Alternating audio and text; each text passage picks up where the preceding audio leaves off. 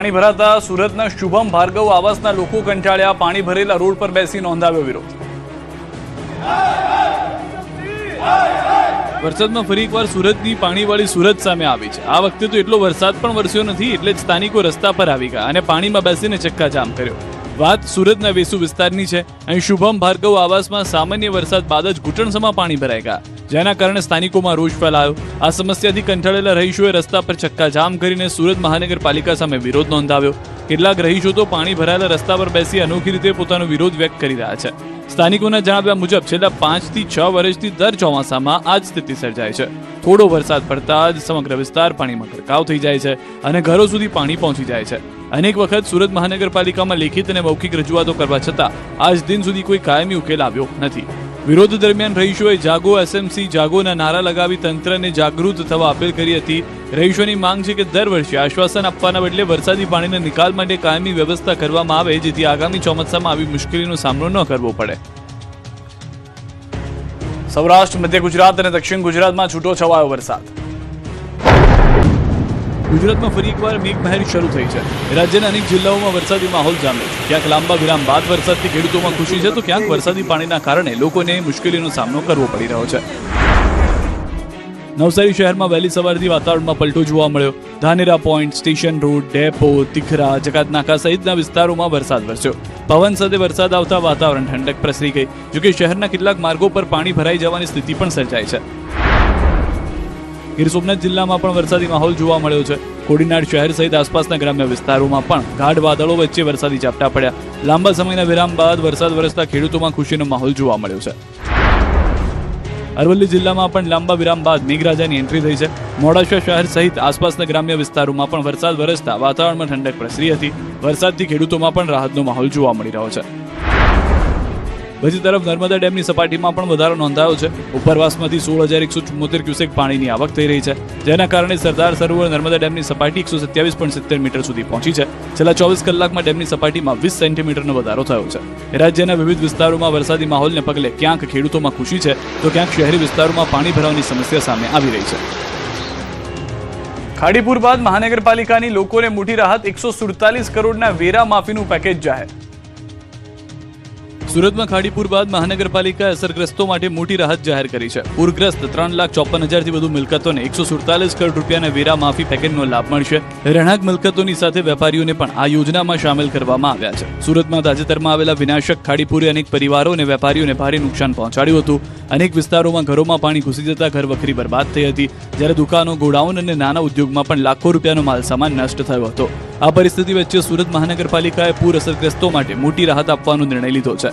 મનપાની સ્થાયી સમિતિ 147 કરોડ રૂપિયાના વેરા માફી પેકેજને મંજૂરી આપી છે. હવે આ પ્રસ્તાવ અંતિમ મંજૂરી માટે સામાન્ય સભામાં રજૂ કરવામાં આવશે. આ યોજના હેઠળ કુલ 3,54,600 જેટલી રહેણાંક અને બિન રહેણાંક મિલકતોને લાભ મળશે, જેમાં 3,04,100 રહેણાંક મિલકતોનો સંપૂર્ણ મિલકત વેરો માફ કરવામાં આવશે. આ માટે મનપા અંદાજે 113 કરોડ રૂપિયાની રાહત આપશે.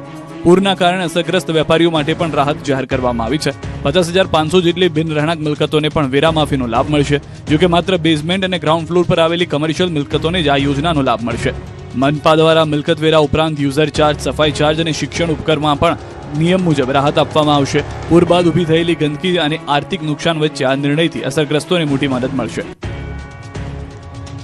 રાજકોટના લોકોને મળશે પોપટપરા ગરનાળામાં ભરાતા પાણીની સમસ્યાથી છુટકારો. રાજકોટના પોપટપરા અંડરબ્રિજ દર વર્ષે વરસાદી પાણી ભરાવાની સમસ્યાથી હવે લોકોને રાહત મળવાની આશા છે. મનપાએ પાણીના નિકાલ માટે એક્શન પ્લાન તૈયાર કર્યો છે. દર વર્ષે થોડો વરસાદ પડતા જ પોપટપરા અંડરબ્રિજમાં પાણી ભરાઈ જાય છે.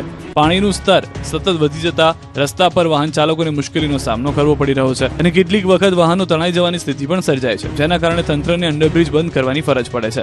આ સમસ્યાના કારણે આસપાસની સોસાયટીઓમાં પણ વરસાદી પાણી ભરાઈ જતા સ્થાનિકોને ભારે હાલાકી ભોગવવી પડે છે. હવે આ સમસ્યાના કાયમી ઉકેલ માટે મનપાએ એક્શન પ્લાન તૈયાર કર્યો છે. પોપટપરા રેલવે લાઇનની બંને બાજુ રેલવેની જગ્યા આવેલી છે, જ્યાંથી પાઇપલાઇન નાખવા માટે મનપા દ્વારા રેલવે વિભાગ પાસે મંજૂરી માંગવામાં આવી છે. આ અંગે રાજકોટ મહાનગરપાલિકા દ્વારા રેલવેને પત્ર વ્યવહાર કરવામાં આવ્યો છે. મંજૂરી મળ્યા બાદ વરસાદી પાણીના યોગ્ય નિકાલ માટે પાઇપલાઇનની કામગીરી હાથ ધરવામાં આવશે. જો આ યોજના અમલમાં આવે તો દર ચોમાસામાં પોપટપરા અંડરબ્રિજમાં સર્જાતી પાણી ભરાવાની સમસ્યાથી વાહન ચાલકો અને સ્થાનિકોને મોટી રાહત મળી શકે છે. 22 જુલાઈથી જામશે વરસાદી માહોલ. અંબાલાલ પટેલની આગાહી. તારીખ 22 જુલાઈ આસપાસ એક મજબૂત સિસ્ટમ બની રહી છે.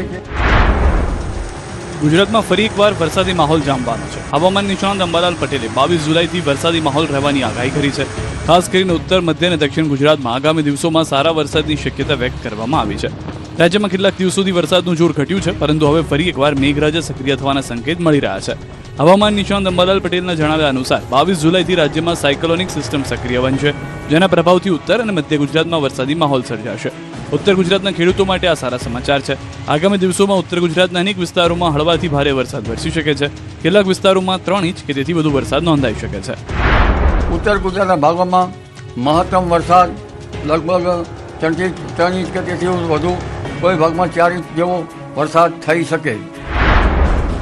માત્ર ઉત્તર ગુજરાત જ નહીં, પરંતુ મધ્ય ગુજરાતમાં પણ સારા વરસાદની આગાહી કરવામાં આવી છે. અહીં 4 ઇંચ કે તેથી વધુ વરસાદ પડી શકે છે. જો સાયક્લોનિક સિસ્ટમ વધુ મજબૂત બનશે તો કેટલાક વિસ્તારોમાં 5 થી 6 ઇંચ સુધી વરસાદ નોંધાઈ શકે છે, જેના કારણે ઉત્તર અને મધ્ય ગુજરાતના અનેક વિસ્તારો જળબંબાકાર બનવાની સંભાવના છે. વડોદરા વગેરે ભાગોમાં, મધ્ય ગુજરાતના ભાગોમાં 4 ઇંચ કે તેથી વધુ વરસાદ થઈ શકે. જો સિસ્ટમ મજબૂત હશે તો 5 થી 6 ઇંચ જેવો વરસાદ થઈ શકે. દક્ષિણ ગુજરાત માટે પણ ભારે વરસાદની આગાહી કરવામાં આવી છે. ખાસ કરીને 24 અને 25 જુલાઈ દરમિયાન દક્ષિણ ગુજરાતના અનેક વિસ્તારોમાં ભારેથી અતિ ભારે વરસાદ વરસી શકે છે. નવસારી અને વલસાડ જિલ્લામાં 8 થી 10 ઇંચ જેટલો વરસાદ પડવાની શક્યતા અંબાલાલ પટેલે વ્યક્ત કરી છે.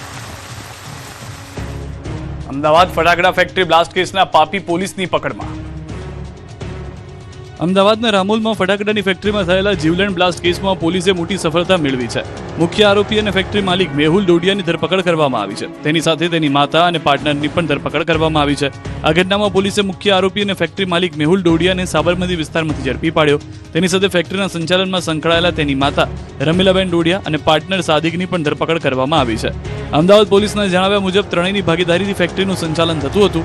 3 અલગ અલગ શેડમાં ફટાકડાનું ઉત્પાદન કરવામાં આવતું હતું. ફેક્ટરીને 4 માર્ચ 2026ના રોજ બંધ કરવામાં આવી હતી, પરંતુ છેલ્લા લગભગ 20 દિવસથી ફરી ગેરકાયદે શરૂ કરવામાં આવી હતી. એટલું જ નહીં, ફેક્ટરીમાં દારૂગોળાનો જથ્થો પણ 15 કિલોગ્રામ કરતાં વધારે હતો. પ્રાથમિક તપાસમાં સામે આવ્યું છે કે ગણેશ મહોત્સવને ધ્યાનમાં રાખીને મોટા પ્રમાણમાં ફટાકડાના ઓર્ડર મળ્યા હતા. આ ઓર્ડર પૂરા કરવા માટે દાહોદ જિલ્લાની સંજેલી વિસ્તારની શ્રમિકોને કામ પર લાવવામાં આવ્યા હતા. જોકે આ શ્રમિકોનો કોઈ વીમો લેવામાં આવ્યો ન હોવાનું પણ તપાસમાં સામે આવ્યું છે. પોલીસે જણાવ્યું કે બ્લાસ્ટ સમયે મેહુલ ડોડિયા ફેક્ટરી પર હાજર હતો, પરંતુ દુર્ઘટનાના કારણે ફરાર થઈ ગયો હતો. પોતાની માતાને હોસ્પિટલ લઈ જવા અન્ય વ્યક્તિને ઘટના સ્થળે મોકલ્યો હતો. તપાસ દરમિયાન એ પણ સામે આવ્યું છે કે વર્ષ 2014માં પણ આ જ સ્થળે આગની ઘટના બની હતી, જેમાં એક વ્યક્તિનું મોત થયું હતું. આ જગ્યા ઉપર 2014માં જો આ રમીલાબેન જ્યારે ચલાવતી હતી, જો અહીંયા આ જ રીતે દારૂખાના બનાવવાના જો ફેક્ટરી, ત્યારે પણ આગ લાગવાથી એક વ્યક્તિના મૃત્યુ થયેલા હતા. આ ઘટના બાદ વર્ષ 2020માં મેહુલ ડોડિયાના નામે ફટાકડાનું લાયસન્સ લેવામાં આવ્યું હતું, જે એક્સપાયર્ડ થઈ ગયું છે. હાલ જમીનના માલિક, ફાઇનાન્સર તેમજ શ્રમિકોને લાવનાર કોન્ટ્રાક્ટરની ભૂમિકાની પણ તપાસ કરવામાં આવી રહી છે. બ્લાસ્ટ દરમિયાનના અલગ અલગ સીસીટીવી ફૂટેજ આવ્યા સામે. ધડાકાથી નજીકની કંપનીના કાચ ફૂટ્યા. અમદાવાદના રામોલમાં ફટાકડા ફેક્ટરીમાં થયેલા ભયાનક બ્લાસ્ટના સીસીટીવી દ્રશ્યો સામે આવ્યા છે. વિસ્ફોટ એટલો જોરદાર હતો કે આસપાસની ફેક્ટરીઓ સુધી તેની અસર પહોંચી હતી અને કેટલીક જગ્યાએ બારીઓના કાચ પણ તૂટી ગયા હતા. બ્લાસ્ટ એટલો ભયંકર હતો કે દૂર સુધી ધડાકાના અવાજ સંભળાયા સાથે જ ફેક્ટરીથી દૂર લગાવેલા સીસીટીવી બંધ થઈ ગયા. નજીકની એક ફેક્ટરીમાં લાગેલા સીસીટીવી કેમેરામાં બ્લાસ્ટની સમગ્ર ઘટના કેદ થઈ છે. સીસીટીવી ફૂટેજમાં જોવા મળી રહ્યું છે કે અચાનક થયેલા ભયાનક વિસ્ફોટ બાદ આસપાસના વિસ્તારમાં ભારે અસર જોવા મળી રહી છે. બ્લાસ્ટની તીવ્રતા એટલી વધારે હતી કે નજીક આવેલી ફેક્ટરીના બારીના કાચ પણ તૂટી ગયા. વિસ્ફોટ બાદ આસપાસની કંપનીઓમાં અફરાતફરીનો માહોલ સર્જાયો હતો. કર્મચારીઓ જીવ બચાવવા માટે બહાર દોડી આવ્યા હતા અને સમગ્ર વિસ્તારમાં નાસભાગ મચી ગઈ હતી.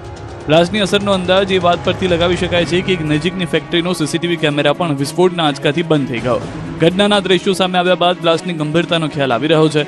હાલ આ મામલે પોલીસ અને સંબંધિત વિભાગ દ્વારા તપાસ કરવામાં આવી રહી છે.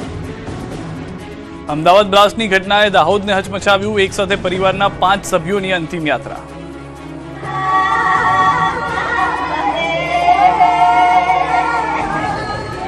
અમદાવાદની ફટાકડા ફેક્ટરીમાં થયેલા ભયાનક બ્લાસ્ટની સૌથી કરુણ તસવીર દાહોદ જિલ્લામાંથી સામે આવી. સંજેલી તાલુકાના ગોવિંદ તળાઈ ગામના એક જ પરિવારના 5 સભ્યોને પરિવારના મુખ્ય સભ્ય વગર જ અંતિમ વિદાય આપવામાં આવી અને સમગ્ર ગામ હિબકે ચડ્યું. પરિવારના વડા ગંભીર રીતે ઇજાગ્રસ્ત હોવાથી તેમની સારવાર ચાલી રહી છે. અમદાવાદની ફટાકડા ફેક્ટરીમાં થયેલા બ્લાસ્ટે દાહોદ જિલ્લામાં સંજેલી તાલુકાના ગોવિંદ તળાઈ ગામનો એક આખો પરિવાર ઉજાડી નાખ્યો. મજૂરી કરીને પરિવારનું ગુજરાન ચલાવવા માટે દંપતી પોતાના 4 બાળકો સાથે ફટાકડાની ફેક્ટરીમાં કામ કરવા ગયા હતા, પરંતુ ભયાનક બ્લાસ્ટમાં માતા અને 4 બાળકોના મોત થતા પરિવાર પર આપ ફાટી પડ્યું.